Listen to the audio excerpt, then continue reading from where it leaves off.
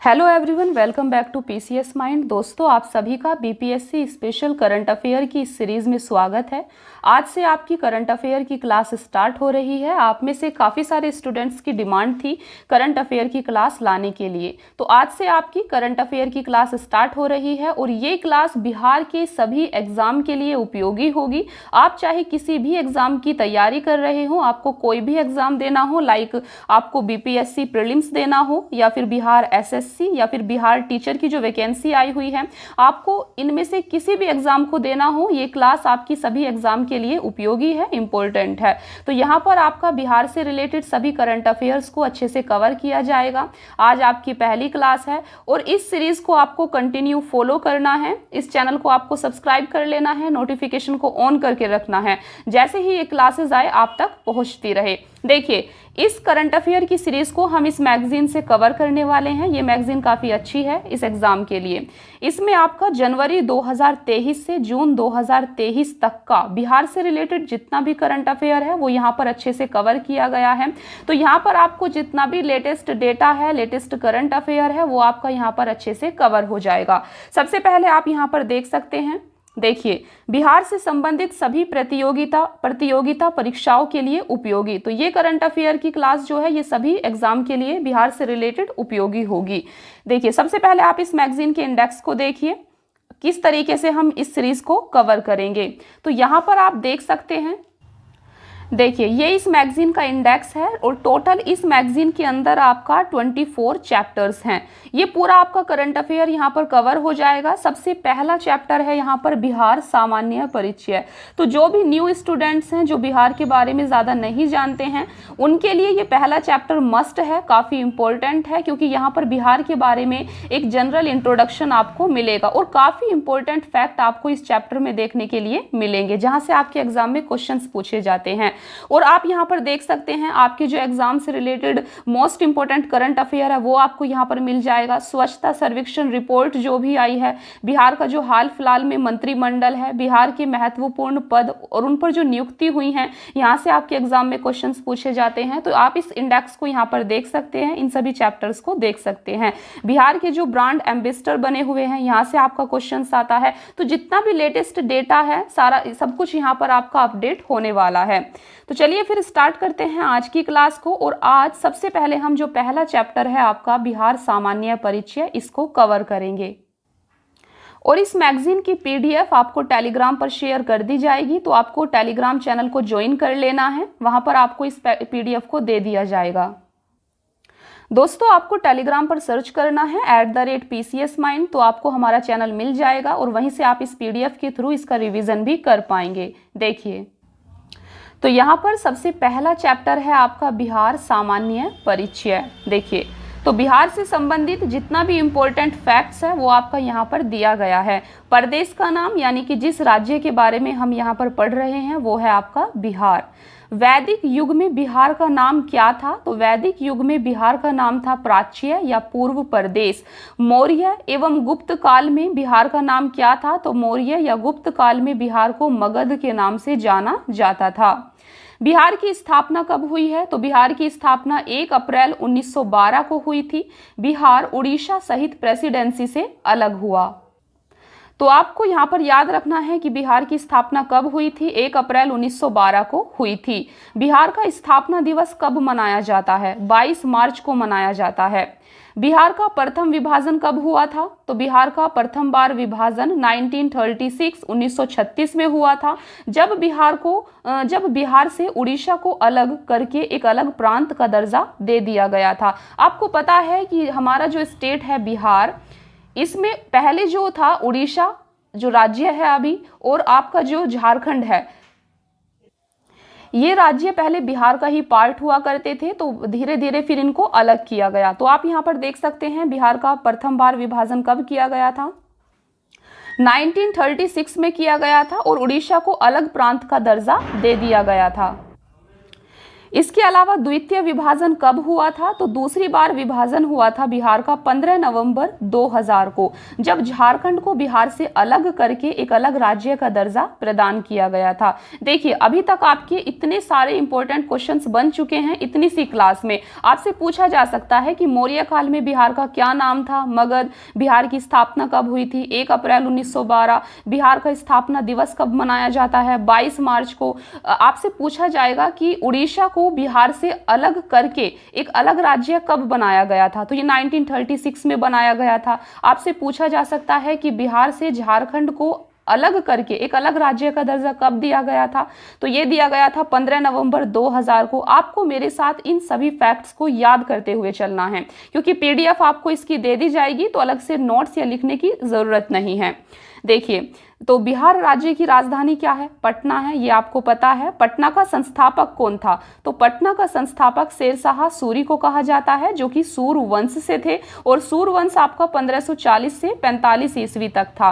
पटना का प्राचीन नाम क्या था? तो पटना का प्राचीन नाम पाटलिपुत्र था, और इसकी स्थापना 461 ईस्वी पूर्व में हुई थी।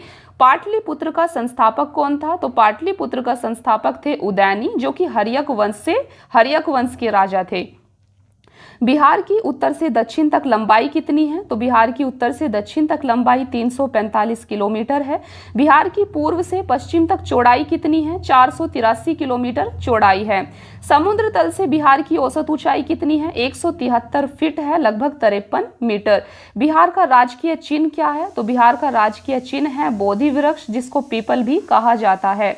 बिहार का राजकीय पशु क्या है? राजकीय पशु है बैल। बिहार का राजकीय पक्षी क्या है? तो राजकीय पक्षी है गोरैया। राजकीय फूल है गेंदा। देखिए, बिहार राज्य का प्रतीक चिन्ह क्या है? तो प्रतीक चिन्ह है स्वास्तिक के बीच बोधि वृक्ष। बिहार की राजकीय मछली कौन सी है? तो ये है देसी मांगूर। बिहार की राजभाषा क्या है? प्रथम राजभाषा है बिहार की हिंदी, और द्वितीय राजभाषा है उर्दू। ये आपको याद रखना है। और बिहार की प्रमुख भाषाएं कौन कौन सी हैं? तो यहाँ पर आप देख सकते हैं मैथिली, भोजपुरी, मगही, वज्जिका एवं अंगिका।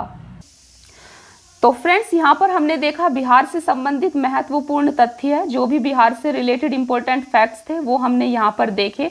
अभी हम बिहार को भौगोलिक रूप से देखेंगे, भौगोलिक परिचय प्राप्त करेंगे। तो यहाँ पर भौगोलिक रूप से बिहार के जो भी इंपॉर्टेंट फैक्ट हैं वो आपके यहाँ पर कवर हो जाएंगे। देखिए, अगर बात करें बिहार की आकृति की, तो बिहार की आकृति आयताकार है। बिहार का क्षेत्रफल कितना है? ये है 94,163 वर्ग किलोमीटर। बिहार की भौगोलिक सीमाएं की बात करते हैं। देखिए, तो बिहार की भौगोलिक सीमाएं, उत्तर में बिहार नेपाल को टच करता है, पूर्व में बिहार के पश्चिम बंगाल है, पश्चिम में उत्तर प्रदेश है, तथा दक्षिण में नवगठित राज्य झारखंड है। आप इसको इस तरीके से समझ सकते हैं। सपोज कीजिए ये आपका बिहार स्टेट है, तो बिहार के नॉर्थ में, उत्तर में कौन सा राज्य या कौन सा देश है? तो बिहार के उत्तर में नेपाल एक देश है। जबकि बिहार के पूर्व में, ईस्ट में कौन सा राज्य है? तो बिहार के ईस्ट में यहाँ पर आपका वेस्ट बंगाल है। बिहार के पश्चिम में, यहाँ पर वेस्ट में कौन सा राज्य है? तो आपको पता है कि बिहार के पश्चिम में उत्तर प्रदेश है, और बिहार के दक्षिण में कौन सा राज्य है? तो यहाँ पर है आपका झारखंड। इस तरीके से आपको बिहार की भौगोलिक सीमाओं को याद रखना है। देखिए, राज्य की सीमा से लगने वाले राज्यों की संख्या, इट मीन्स कि बिहार राज्य की सीमा से लगने वाले राज्यों की संख्या कितनी है? कितने राज्य बिहार की सीमा को टच करते हैं? तो ये हैं आपके तीन राज्य बिहार की सीमा को टच करते हैं। और ये कौन कौन से राज्य हैं? जैसे कि अभी आपको बताया, पश्चिम बंगाल जो कि बिहार के पश्चिम में है, और आपका पूर्व में है। पश्चिम बंगाल आप बिहार के पूर्व में है, उत्तर प्रदेश बिहार के पश्चिम में है, और झारखंड बिहार के दक्षिण में है। तो 3 राज्य बिहार की सीमा को टच करते हैं। और बिहार का सीमावर्ती देश कौन सा है? तो ये है आपका नेपाल। इन चीजों को आपको यहाँ पर याद रखना है। देखिए, अगर बात करें बिहार में सर्वाधिक तापमान की, तो सर्वाधिक तापमान या सर्वाधिक गर्म जिला बिहार का कौन सा है? तो ये है आपका गया, जहां का औसतन तापमान 40 डिग्री से 50 डिग्री सेंटीग्रेड तक रहता है। बिहार में सर्वाधिक वर्षा कहां पर होती है? तो बिहार में सर्वाधिक वर्षा बिहार के उत्तर पूर्वी क्षेत्र में स्थित किशनगंज सर्वाधिक वर्षा वाला क्षेत्र है। तो बिहार में सर्वाधिक वर्षा कहां होती है? किशनगंज जिले में होती है। ये आपको याद रखना है। बिहार राज्य में औसत वर्षा कितनी होती है? तो बिहार राज्य की औसत वर्षा है 987.2 मिलीमीटर। बिहार की प्रमुख नदियां कौन कौन सी हैं? तो आप यहाँ पर देख सकते हैं बिहार की प्रमुख नदियां हैं गंगा, कोसी, बागमत, सोन, पुनपुन, फल्गु, गंडक, घाघरा, कर्मनाशा। ये बिहार की प्रमुख नदियां हैं। बिहार में गंगा नदी का प्रवेश जिला कौन सा है? इट मीन्स कि जब गंगा नदी बिहार में प्रवेश करती है तो कौन से जिले में वो प्रवेश करती है सबसे पहले? तो ये है आपका बक्सर, चौसा। बिहार के प्रमुख खनिज कौन कौन से हैं? तो आप यहाँ पर देख सकते हैं सोना। सोना कहाँ पर मिलता है? ये मुंगेर जिले में मिलता है, करमाटिया क्षेत्र में। और टिन है, टिन कहाँ पर मिलता है बिहार में? तो टिन गया में मिलता है। लिथियम एक खनिज है बिहार का प्रमुख, लिथियम कहाँ पर मिलता है? ये गया में मिलता है। चीनी मिट्टी मुंगेर में मिलती है। अभ्रक गया, मुंगेर, भागलपुर में मिलता है।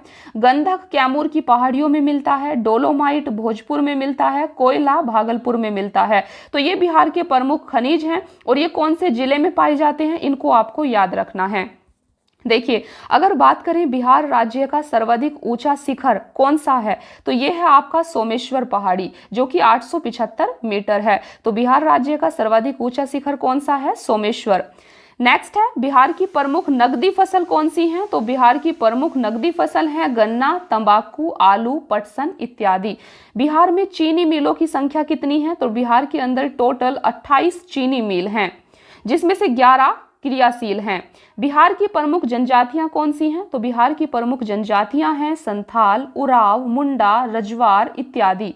बिहार राज्य में सिंचित क्षेत्र कितना है? तो सिंचित क्षेत्र आप यहां पर देख सकते हैं 72.07 लाख हेक्टेयर है। चलिए बात करते हैं आगे। नेक्स्ट है आपका बिहार राज्य भारत के कुल क्षेत्रफल का कितना % हिस्सा है? तो आप यहाँ पर देख सकते हैं बिहार भारत के कुल क्षेत्रफल का 2.86% है। इसको आपको याद रखना है। क्षेत्रफल की दृष्टि से बिहार का भारत में कौन सा स्थान है? देखिए, तो क्षेत्रफल की दृष्टि से भारत के राज्यों में 12वां एवं केंद्र शासित प्रदेशों के साथ 13वां स्थान है। तो आपको याद रखना है बिहार राज्य का क्षेत्रफल की दृष्टि से भारत में सभी राज्यों में 12वां स्थान है, और जबकि केंद्र शासित प्रदेशों की बात करें तो उसमें 13वां स्थान है। आपको इनको ध्यान से याद रखना है। बिहार का क्षेत्रफल कितना है? बिहार का क्षेत्रफल 94,163 वर्ग किलोमीटर है। बिहार का ग्रामीण क्षेत्रफल कितना है? ये आप यहाँ पर देख सकते हैं। नगरीय क्षेत्रफल देख सकते हैं। ये क्वेश्चंस नहीं पूछे जाएंगे, फिर भी आप इसको देख सकते हैं। देखिए, ये क्वेश्चन आपसे पूछा जा सकता है कि बिहार का सबसे बड़ा जिला कौन सा है? बिहार का सबसे बड़ा जिला पश्चिमी चंपारण है।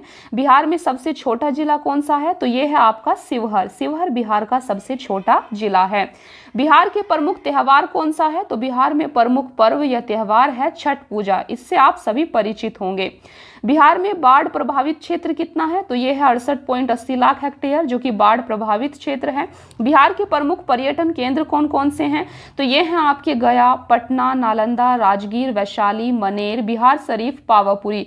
बिहार के प्रमुख धार्मिक केंद्र कौन से हैं? तो बिहार के प्रमुख धार्मिक केंद्र हैं बोध गया, पटना साहिब, पावापुरी, गया। तो यहाँ पर हमने देखा बिहार की भौगोलिक परिचय। बिहार की ज्योग्राफी से रिलेटेड जितना भी इंपॉर्टेंट फैक्ट था वो हमने यहाँ पर देख लिया है।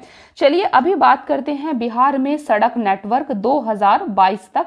इस चीज के बारे में बात करते हैं। देखिए, यहाँ पर आप देख सकते हैं ये बिहार का जो है परिपथ है, कितनी लंबाई है बिहार में, उसकी सर्वाधिक लंबाई कहाँ है और न्यूनतम लंबाई कहाँ है। देखिए, अगर बात करें बिहार में राष्ट्रीय उच्च पथ की, तो इसकी लंबाई है 5,977 किलोमीटर। पटना में इसकी 506 किलोमीटर लंबाई है और शिवहर में 22 किलोमीटर लंबाई है। तो इस चार्ट को आप यहाँ पर देख सकते हैं वीडियो को पॉज करके। चलिए हम आगे बढ़ते हैं। देखिए, यहाँ पर आप देख सकते हैं बिहार के प्रमुख राष्ट्रीय राजमार्ग। तो ये बिहार के प्रमुख राष्ट्रीय राजमार्ग हैं, इसको आपको याद रखना है। कौन सा राष्ट्रीय राजमार्ग कहाँ से कहाँ तक जाता है और उसकी बिहार में लंबाई कितनी है। देखिए, सबसे पहले हम बात करते हैं बिहार के राष्ट्रीय राजमार्ग संख्या 2 की। तो ये बिहार का एक प्रमुख राष्ट्रीय राजमार्ग है जो कि दिल्ली से कानपुर, कलकत्ता तक जाता है और बिहार में इसकी टोटल लंबाई कितनी है? तो 392 किलोमीटर है। नेक्स्ट है आपका राष्ट्रीय राजमार्ग संख्या 6। ये आपका धुले, नागपुर, रायपुर, संबलपुर, बहरागोड़ा, कलकत्ता तक जाता है और इसकी बिहार में लंबाई कितनी है? 22 किलोमीटर। नेक्स्ट आप देख सकते हैं राष्ट्रीय राजमार्ग संख्या 28। तो फ्रेंड्स, आप यहाँ पर बिहार के प्रमुख राष्ट्रीय राजमार्ग को देख सकते हैं। अगर आपको इनको याद करना है तो वीडियो को पॉज करके या फिर पीडीएफ के थ्रू आप इनको याद कर लेना। देखिए, आप वीडियो को पॉज करके भी इनको एक बार पढ़ सकते हैं। चलिए हम आगे बढ़ते हैं, आप यहाँ पर देख सकते हैं। देखिए, नेक्स्ट टॉपिक है आपका बिहार की मिट्टियाँ। तो इनको हम कवर करते हैं। बिहार में कौन कौन सी मिट्टियाँ पाई जाती हैं और कहाँ पाई जाती है। देखिए, सबसे पहले हम मिट्टी का नाम देखेंगे, देन हम देखेंगे उसका रासायनिक लक्षण क्या है, प्रमुख क्षेत्र कहाँ पर वो मिलती है, प्रमुख फसल कौन सी फसल के लिए वो उपजाऊ होती है। देखिए, सबसे पहली मिट्टी आप यहाँ पर देख सकते हैं पर्वत पादीय मिट्टी। तो इसका रासायनिक लक्षण क्या है, तो ये बेसिकली अपर्दित चट्टानों के छोटे बड़े टुकड़े भूरा रंग और अम्लीय मृदा के कारण बनती है, इसका निर्माण होता है। और बेसिकली पर्वत पादीय मिट्टी ये कौन से क्षेत्र में पाई जाती है, तो ये पाई जाती है आपकी पश्चिमी चंपारण के उत्तर पश्चिम भाग में। और यहाँ पर जो है देखिए प्रमुख फसल, तो ये वन क्षेत्र है जो कि अनुपजाऊ होता है। नेक्स्ट है आपका तराई मिट्टी। तराई मिट्टी आपकी कहाँ पर मिलती है, तो तराई मिट्टी आपकी चंपारण और किशनगंज में मिलती है। और ये जो तराई मिट्टी है आपकी, ये कौन सी फसल के लिए उपयोगी है, तो तराई मिट्टी आपकी धान, पटसन एवं गन्ना फसलों के लिए उपयोगी है। और इसका निर्माण कैसे होता है, तो आप यहाँ पर देख सकते हैं रेत और कंकर युक्त भूरा एवं हल्का पीला, ये इसके लक्षण है, रासायनिक लक्षण। तो ये हल्की पीले रंग की होती है। नेक्स्ट है आपका बाल सुंदरी मिट्टी। तो बाल सुंदरी मिट्टी सहरसा, चंपारण, पूर्णिया, सारण, मुजफ्फरपुर में मिलती है। और ये गन्ना, धान, गेहूं, मक्का, तंबाकू के लिए उपयोगी होती है। नेक्स्ट है खादर या नवीन जलोढ़ मिट्टी। तो ये इंपॉर्टेंट है, इसको आपको याद रखना है। खादर या नवीन जलोढ़ मिट्टी आपकी मुजफ्फरपुर, मुंगेर, चंपारण, पूर्णिया, सहरसा, दरभंगा, भागलपुर में मिलती है। और ये बेसिकली जूट, गन्ना, धान, गेहूं, मक्का, चना, अरहर फसलों के लिए उपयोगी होती है। नेक्स्ट है आपकी बांगर या पुरानी मिट्टी। ये आपकी क्षारीय एवं अम्लीय होती है, इसका गहरा भूरा रंग होता है। और ये कहाँ पर मिलती है बांगर मिट्टी, तो ये गया, पटना, रोहतास जिलों में मिलती है। और ये ज्वार, बाजरा, अरहर, धान और गेहूं की फसलों के लिए उपयोगी होती है। नेक्स्ट है आपकी बलथर मिट्टी। बलथर मिट्टी आपकी कैमूर के क्षेत्र में मिलती है। और ये ज्वार, बाजरा, अरहर के लिए उपयोगी होती है। नेक्स्ट है अभ्रक मिट्टी। अभ्रक मिट्टी आपकी नवादा जिले में मिलती है। और ये मोटे अनाज और मक्का के लिए उपयोगी होती है। और इसमें अभ्रक की प्रधानता होती है। नेक्स्ट है आपकी टाल मिट्टी। टाल मिट्टी पटना, बाढ़, मुंगेर एवं भागलपुर में मिलती है। और इसकी यह टाल मिट्टी आपकी दलहन, तिलहन, गेहूं की फसलों के लिए उपयोगी होती है। चलिए बात करते हैं नेक्स्ट टॉपिक की। तो नेक्स्ट है आपका बिहार के प्रमुख खनिज कौन कौन से हैं और ये कहाँ पर मिलते हैं, इनको आपको ज़रूर याद कर लेना है। देखिए, बिहार का प्रमुख खनिज है एक सोना। तो सोना कहाँ पर मिलता है, सोना मुंगेर, करमटिया क्षेत्र में मिलता है। नेक्स्ट है आपका टिन। टिन आपका गया में मिलता है। लिथियम गया में मिलता है। चीनी मिट्टी मुंगेर में मिलती है। अभ्रक गया, मुंगेर, भागलपुर में मिलता है।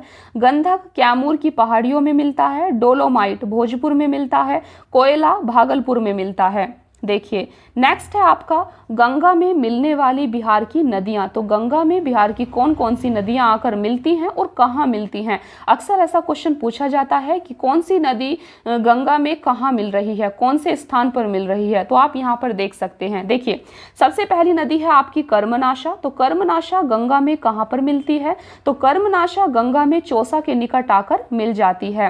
नेक्स्ट है सरयू। सरयू नदी गंगा में छपरा के निकट आकर मिल जाती है। नेक्स्ट है कमला नदी। कमला नदी काढ़ा गोला के निकट आकर गंगा में मिलती है। कोशी नदी कुर्शेला के निकट आकर गंगा में मिल जाती है। फल्गु नदी मुंगेर के निकट आकर गंगा में मिल जाती है। नेक्स्ट है आपकी सोन नदी। सोन नदी हरदी छपरा के निकट आकर गंगा में मिल जाती है। नेक्स्ट है बूढ़ी गंडक नदी। बूढ़ी गंडक नदी मुंगेर के निकट आकर गंगा में मिल जाती है। नेक्स्ट है गंडक नदी। गंडक पहलेजा के निकट आकर गंगा में मिल जाती है। यहाँ पर आप देख सकते हैं नदियों के किनारे अवस्थित प्रमुख नगर कौन कौन से हैं। देखिए, अक्सर ऐसा क्वेश्चन भी पूछ लिया जाता है। देखिए, सबसे पहली नदी है गंगा नदी। गंगा के किनारे अवस्थित नगर कौन कौन से हैं, तो आप यहाँ पर देख सकते हैं।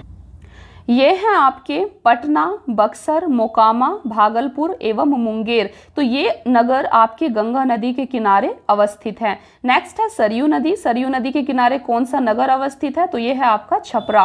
नेक्स्ट है गंडक नदी। गंडक नदी के किनारे हाजीपुर, सोनपुर, मुजफ्फरपुर नगर अवस्थित हैं। फल्गु नदी के किनारे गया अवस्थित है। बूढ़ी गंडक नदी के किनारे मुजफ्फरपुर, समस्तीपुर, बेगूसराय, खगड़िया, चंपारण नगर अवस्थित हैं।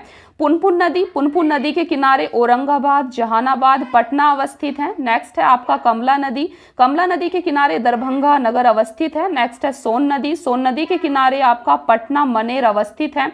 महानंदा नदी के किनारे किशनगंज, पूर्णिया, कटिहार अवस्थित है। नेक्स्ट है आपका बिहार की प्रमुख नहरें। देखिए, तो सबसे पहली नहर है बिहार की पूर्वी सोन नहर।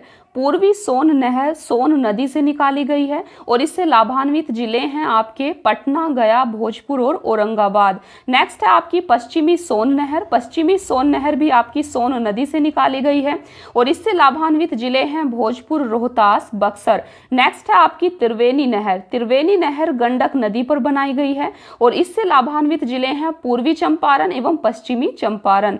नेक्स्ट है कमला नहर। कमला नहर कमला नदी पर बनाई गई है और इससे दरभंगा और मधुबनी को जल मिलता है। नेक्स्ट है पूर्वी कोसी नहर। पूर्वी कोसी नहर और पश्चिमी कोसी नहर आपकी कोसी नदी पर बनाई गई हैं। इनसे लाभान्वित जिले आप देख सकते हैं पूर्णिया, अररिया, सहरसा, मधेपुरा, सुपौल, खगड़िया, बेगूसराय, दरभंगा और मधुबनी है। नेक्स्ट है आपकी तिरहुत नहर। तिरहुत नहर आपकी गंडक नदी पर बनाई गई है। इससे लाभान्वित जिले हैं सारण और चंपारण। नेक्स्ट है तेऊर नहर। तेऊर नहर गंडक नदी पर बनाई गई है। इससे लाभान्वित जिला है चंपारण। नेक्स्ट है सकरी नदी नहर। तो ये सकरी नदी पर बनाई गई है। इससे लाभान्वित जिले हैं मुंगेर, लखीसराय, गया एवं पटना। देखिए, यहाँ पर आप देख सकते हैं ये बिहार की प्रमुख झीलें हैं। तो कहाँ पर कौन सी झील है इनको आपको याद रखना है। सबसे पहले है कांवर झील। तो बिहार की एक प्रमुख झील है कांवर झील। कांवर झील आपकी बेगूसराय जिले में है। नेक्स्ट है दुआकुंड। दुआकुंड सासाराम में है। सीताकुंड। सीताकुंड आपका सीतामढ़ी में है। मुंचलिंडा झील। मुंचलिंडा झील आपकी बोधगया में है। घोड़ा कटोरा झील। घोड़ा कटोरा झील आपकी नालंदा में पड़ती है। नेक्स्ट आप यहाँ पर देख सकते हैं बिहार के प्रमुख उद्योग एवं उनकी अवस्थिति। तो बिहार के प्रमुख उद्योग और कारखाने कौन कौन से हैं। सबसे पहले है Bharat wagon and engineering company limited, ये आपका मोकामा में है। नेक्स्ट है सीक्रेट फैक्ट्री एवं बंदूक कारखाना जो कि मुंगेर में है। नेक्स्ट है जूता कारखाना जो कि बाटा इंडिया लिमिटेड का है, तो ये मोकामा में है। चमड़ा उद्योग बिहार का मोकामा, दीघा, गया में है। उर्वरक उद्योग जबकि बरौनी में है। थर्मल पावर स्टेशन जो कि कोयला आधारित है, ये भी आपका बरौनी में है। Bihar state scooters limited Fatuha, Patna में है और जबकि लौह उद्योग गया और पूर्णिया में है। चलिए देखते हैं नेक्स्ट। तो नेक्स्ट है आपका, देखिए अभी और भी बचे हुए हैं। नेक्स्ट है आपका खनन उद्योग। खनन उद्योग औरंगाबाद में है। शराब उद्योग आप देख सकते हैं। तंबाकू उद्योग, कांच उद्योग आपका पटना में है।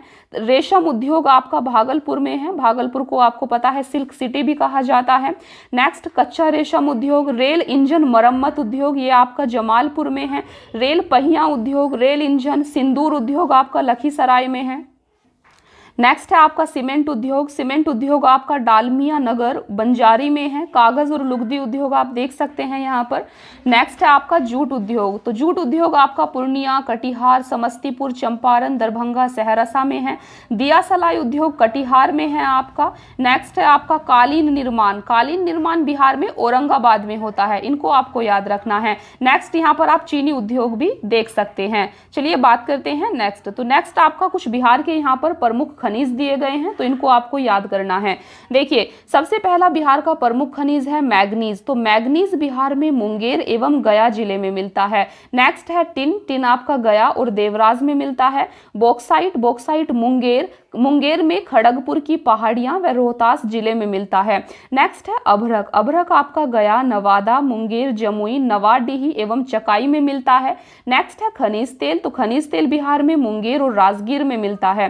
नेक्स्ट है चीनी मिट्टी। चीनी मिट्टी भागलपुर, बांका, मुंगेर में मिलती है। एस्बेस्टस बिहार का एक प्रमुख खनिज है एस्बेस्टस। एस्बेस्टस आपका मुंगेर में मिलता है। नेक्स्ट है डोलोमाइट। डोलोमाइट आपका रोहतास, बंजारी में मिलता है। लिथियम गया में मिलता है।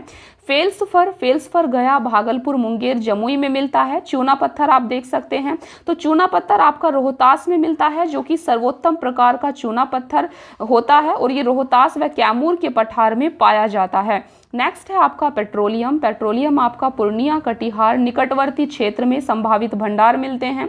नेक्स्ट है कांच पत्थर। कांच पत्थर आपका भागलपुर में पाया जाता है। इन खनिज को आपको अच्छे से याद कर लेना है, यहाँ से आपको 1 या 2 क्वेश्चन हमेशा देखने को मिलता है।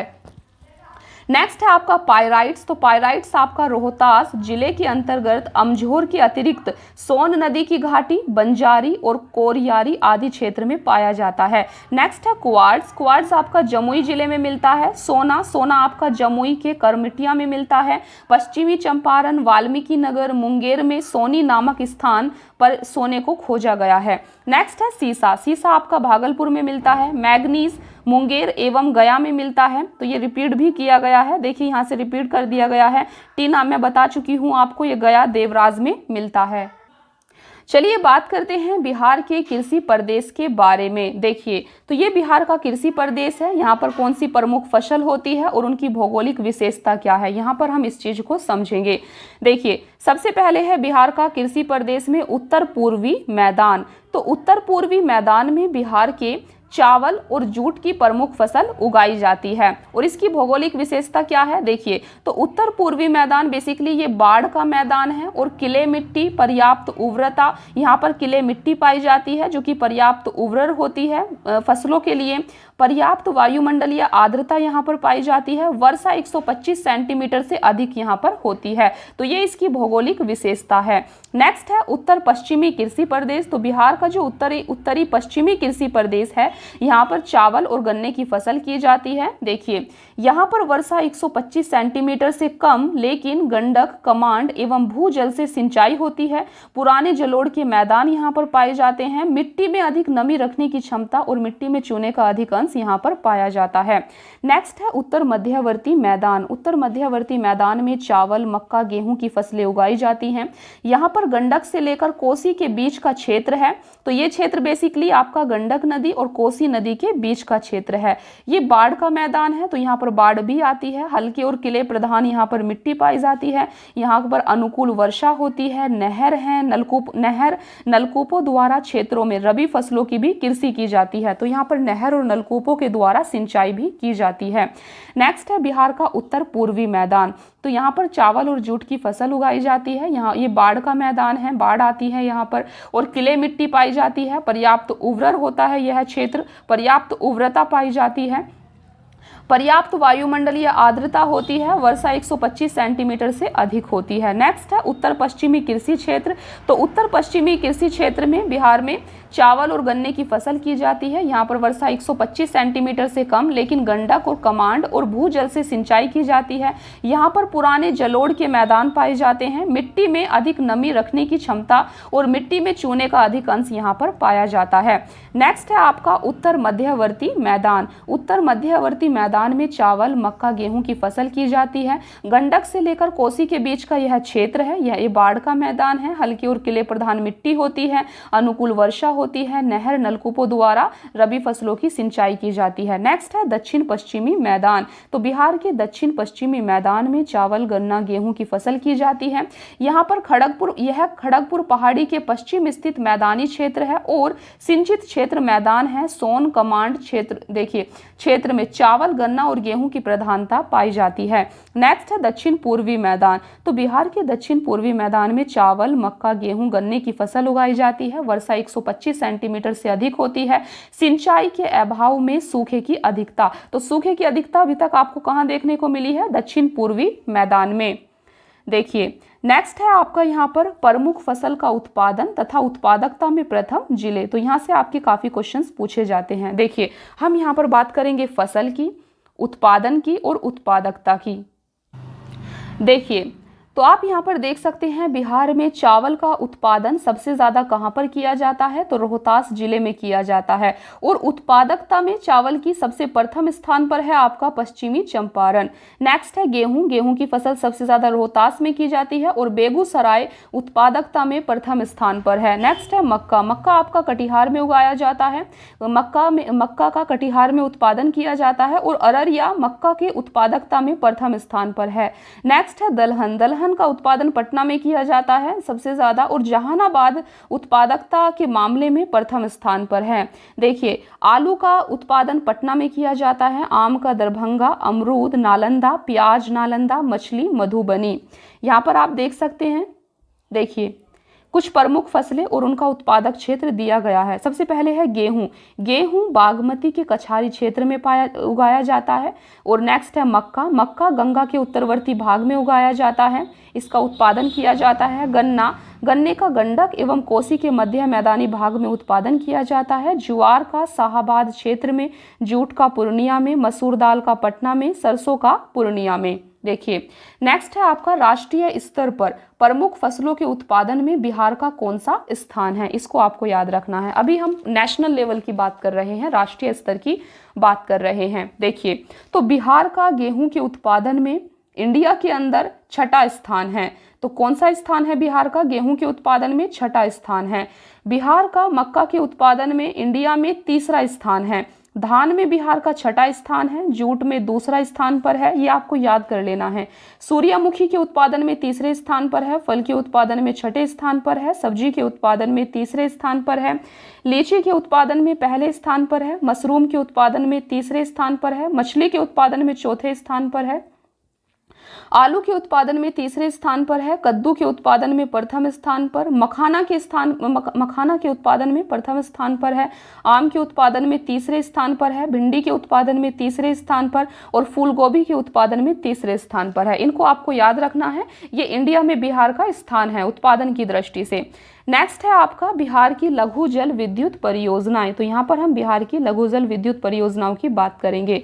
देखिए, सबसे पहली परियोजना आप देख सकते हैं, पूर्वी गंडक नहर जल विद्युत परियोजना। तो पूर्वी गंडक नहर जल विद्युत परियोजना वाल्मीकि नगर पश्चिमी चंपारण जिले में बनाई गई है, लगाया गया है इसको, और इसकी जो स्थापित क्षमता है वो लगभग 15 मेगावाट है। तो आप यहाँ पर देख सकते हैं। नेक्स्ट है सोन पश्चिमी संपर्क नहर जल विद्युत परियोजना, जो कि रोहतास में है। सोन पूर्वी संपर्क नहर जल विद्युत परियोजना औरंगाबाद में है। नेक्स्ट है आपका पूर्वी गंडक नहर जल विद्युत परियोजना, ये आपका वाल्मीकि नगर पश्चिमी चंपारण जिले में है। सोन पूर्वी संपर्क जल विद्युत परियोजना औरंगाबाद में है।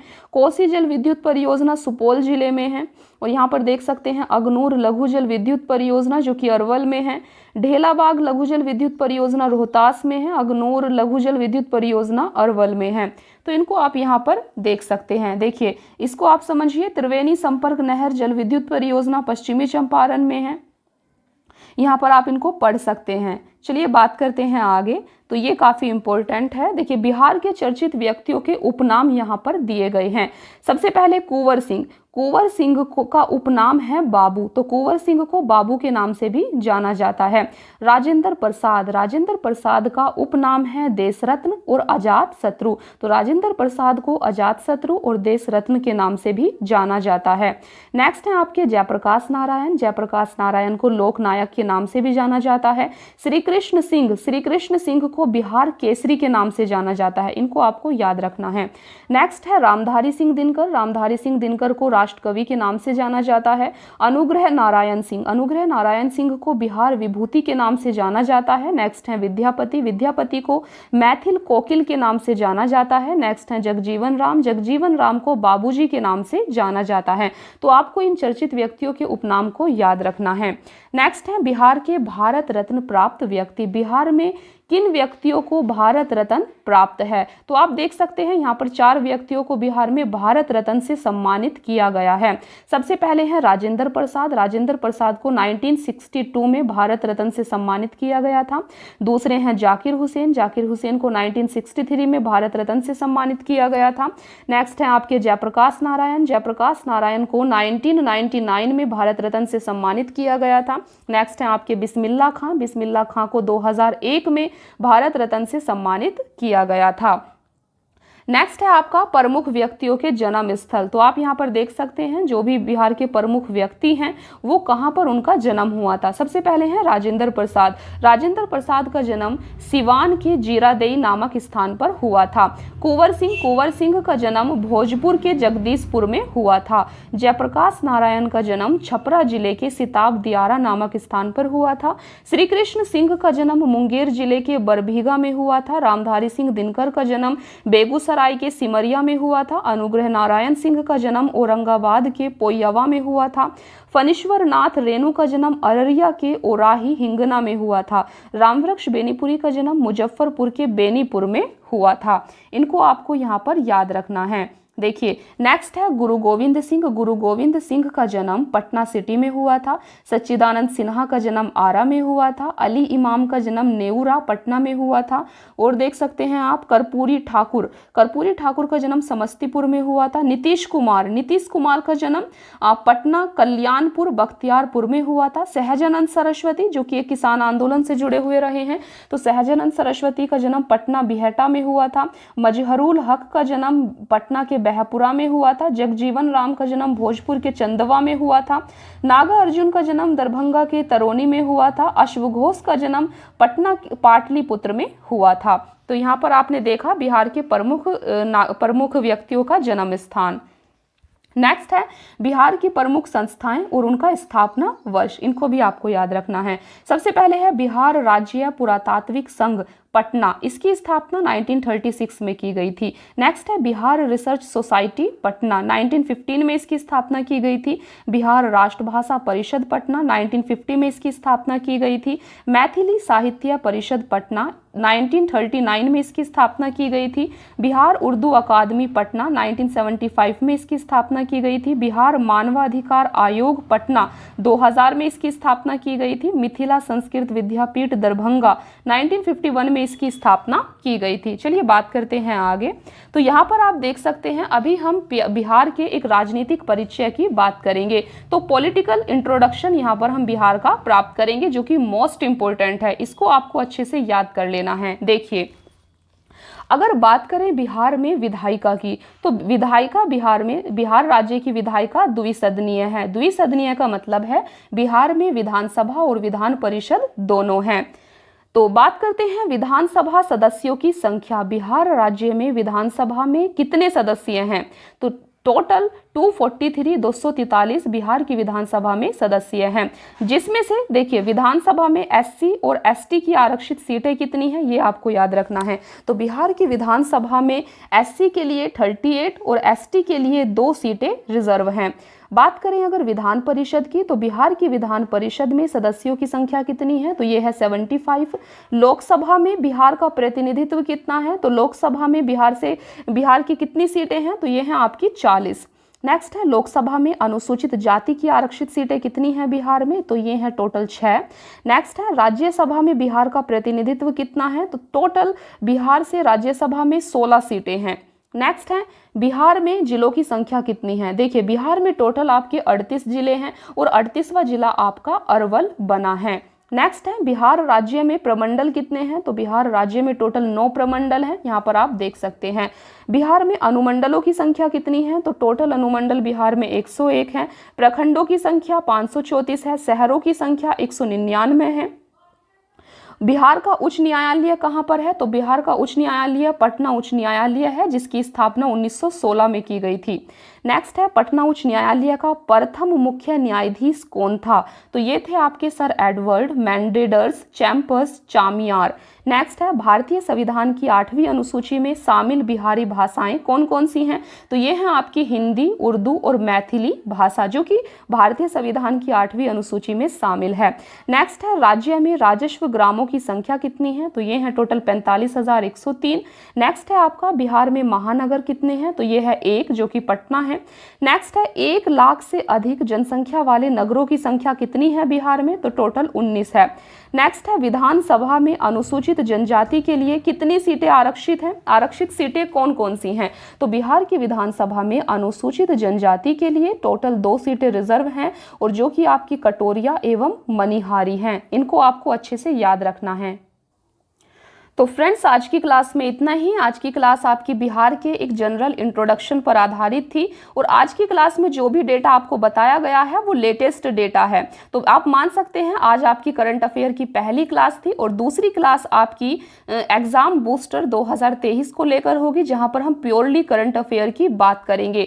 सबसे तो आप एग्जाम्पल के रूप में यहाँ पर देख सकते हैं, चुनाव आयोग ने मैथिली ठाकुर को बिहार का स्टेट आइकॉन बनाया। चुनाव से पहले वोटर जागरूकता अभियान चलाएंगी। तो आपसे पूछा जा सकता है कि बिहार का स्टेट आइकॉन चुनाव आयोग ने किसको बनाया है, तो ये मैथिली ठाकुर को बनाया है। मैथिली ठाकुर बिहार में चुनाव से पहले वोटर जागरूकता अभियान भी चलाएंगी। तो इस प्रकार का जो करंट अफेयर है वो आपका नेक्स्ट क्लास में कवर किया जाएगा। आज की क्लास में इतना ही और इस मैगजीन की पीडीएफ आपको टेलीग्राम पर शेयर कर दी जाएगी। आपको टेलीग्राम को ज्वाइन कर लेना है। और फ्रेंड्स अगर आप इस चैनल पर नए हैं तो चैनल को सब्सक्राइब जरूर कर लें, नोटिफिकेशन को ऑन करके रखें, जैसे ही क्लासेस आती रहेंगी तो वो आप तक पहुंचती रहे। और फ्रेंड्स इस सीरीज को, करंट अफेयर की सीरीज को आपका डेली अब कंटिन्यू किया जाएगा। डेली आपकी करंट अफेयर की क्लासेस होंगी, तो आपको इस सीरीज को कंटिन्यू फॉलो करना है अच्छे से और साथ में याद करते हुए भी चलना है। तो thank you so much friends, मिलते हैं फिर नेक्स्ट क्लास में। Keep watching, please like share and subscribe. Thank you.